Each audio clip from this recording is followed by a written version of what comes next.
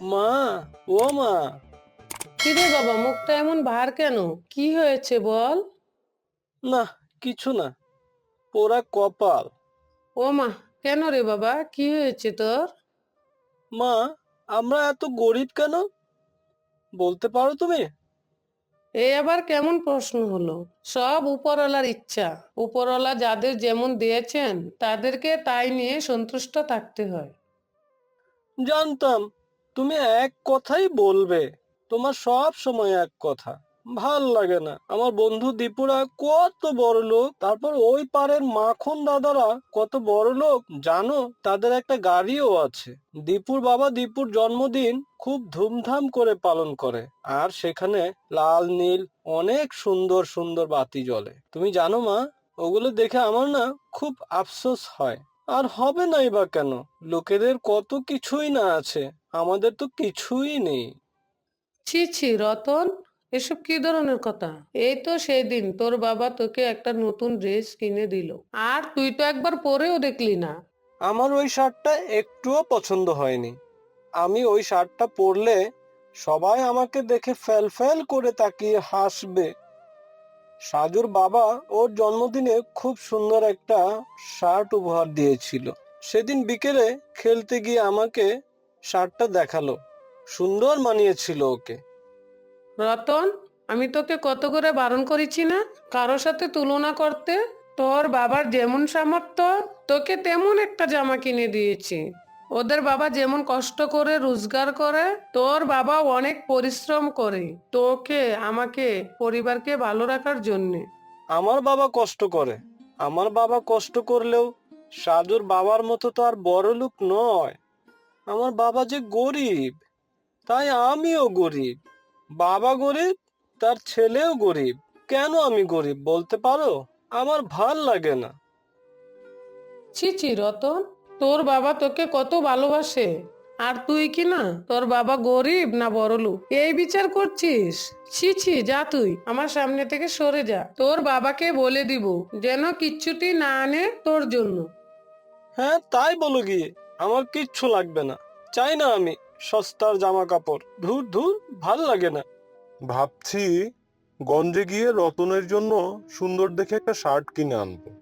এর আগের শার্টটা মনে হয় খুব একটা ভালো হয়নি, তাই খুব কষ্ট পেয়ে ছেলেটা একটু অভিমান করেছে।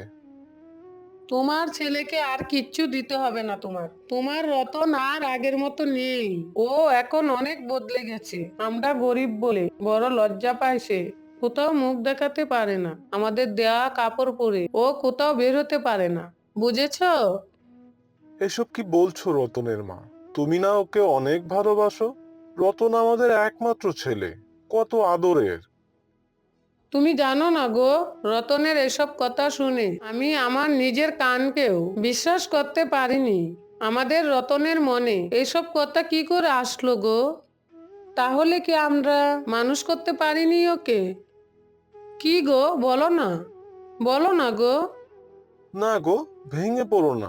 আমাদের রতন ওরকম নয়। একটু অভিমান হয়েছে হয়তো। বাচ্চা মানুষ, ছাড়ো না। তুমি দেখো, কাল আবার ঠিক হয়ে যাবে। রাগ গলে পানি হয়ে যাবে। হ্যাঁ। হ্যাঁ, তাই যেন হয় গো, তাই যেন হয়।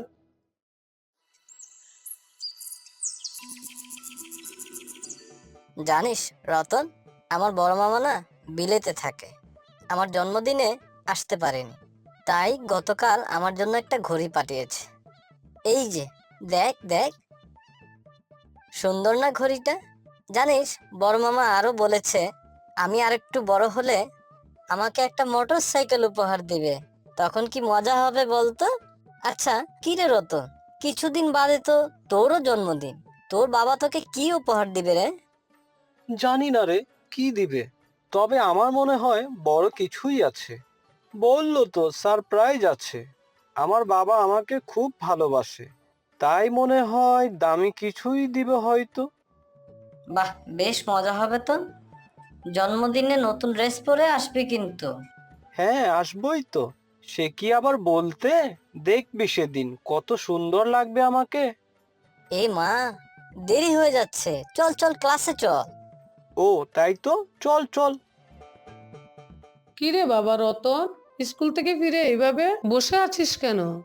কি হয়েছে বাবা তোর? কি আবার হবে? কিছুই হয়নি, হলেই বা কি? তোমরা তো কিছুই করতে পারবে না। আবার কি হলো তোর? বল, মায়ের কাছে বল বাবা। তোকে যে আমরা বড্ড ভালোবাসি। বললাম তো আমার কিছু হয়নি। স্কুল থেকে এসেছিস সে কখন? খিদে টিদে পাইনি নাকি? আমি খাবার দিচ্ছি, আয় বাবা খেতে আয়। তুমি যাও এখান থেকে, আমাকে একটু একা থাকতে দাও। উফ, ভাল লাগে না। আচ্ছা থাক তুই, তোর যা ভালো লাগে তুই তাই কর। আমার হয়েছে জ্বালা, কখন যে কি হয় তোর বুঝি না বাপু। যত বড় হচ্ছিস দিনকে দিন যেন অন্যরকম হয়ে উঠছিস। কই গো রতনের মা? আরে গেলে কোথায়? এই যে তুমি এখানে। রতন কোথায়? ওকে যে দেখছি না। মুখ গুমরা করে ঘরের মধ্যেই বসে আছে। কেন গো, কি হয়েছে? মন খারাপ নাকি আমাদের রতনের? তোমার ছেলের যে কি হয়েছে আমি বুঝি না। আজকাল কি তোমার ছেলের মন খারাপের কোনো কারণ লাগে নাকি? কথায় কথায় মুখ ভার করে রাখে। ওগো, ছেলেটা মানুষ হবে তো? আচ্ছা তুমি ভেবো না, আমি গিয়ে কথা বলে দেখি কি হয়েছে ছেলেটার। আমাকে নিশ্চয়ই বলবে কি হয়েছে। না থাক, কোনো দরকার নেই।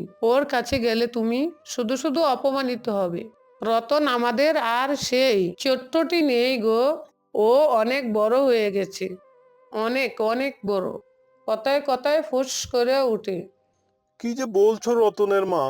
যা বলছি সত্যিই বলছি একদম। আমরা মনে হয় সত্যিই মানুষ করতে পারিনি গো আমাদের রতনকে। আমাদের দারিদ্রতা রতনের কাছে একটা বোঝা ছাড়া কিছুই নয়, বুঝলে? আহা, তুমি মিছেই ভাবছো এসব। আমি দেখি না একবার গিয়ে। রতন, কি করছিস রে বাবা?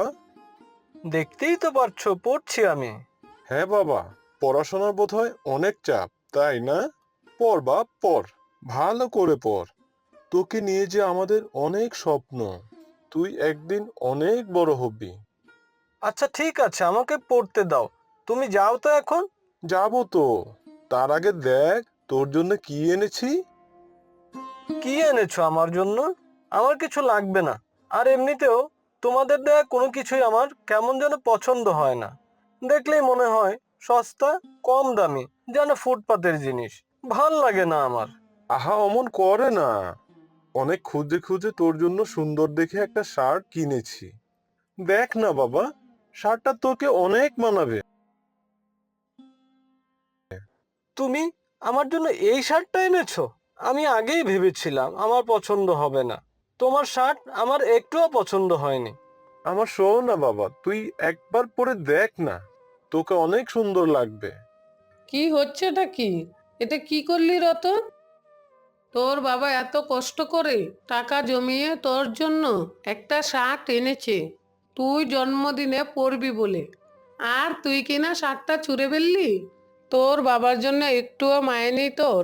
আহা থাক না, থাক থাক, ওকে কিছু বলো না।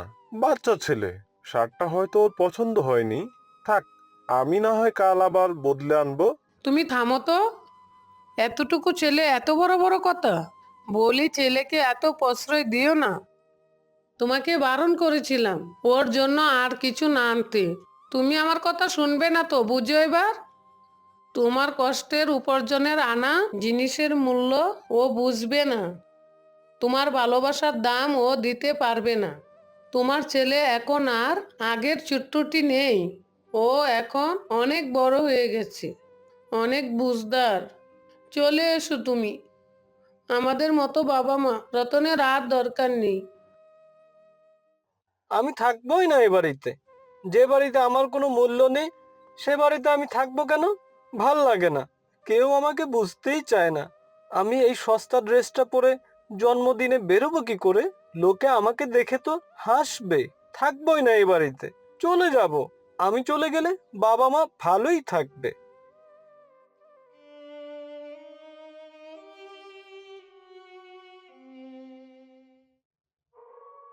আরে ওই তো, ওখানে একটা ছোট্ট করে ঘরের মতো দেখা যাচ্ছে। হ্যাঁ তাই তো। না, আর ভাল লাগছে না। হাঁটতে পারছি না। হাঁটতে হাঁটতে পা ধরে গেছে। সন্ধেও হয়ে গেছে। যাই, দেখি ও ঘরে কে আছে। আজকে রাতটা যদি একটু আশ্রয় নেওয়া যায়। কেউ আছেন? এই যে শুনছেন, কেউ আছেন ভিতরে? যাই, ভেতরে গিয়ে দেখি।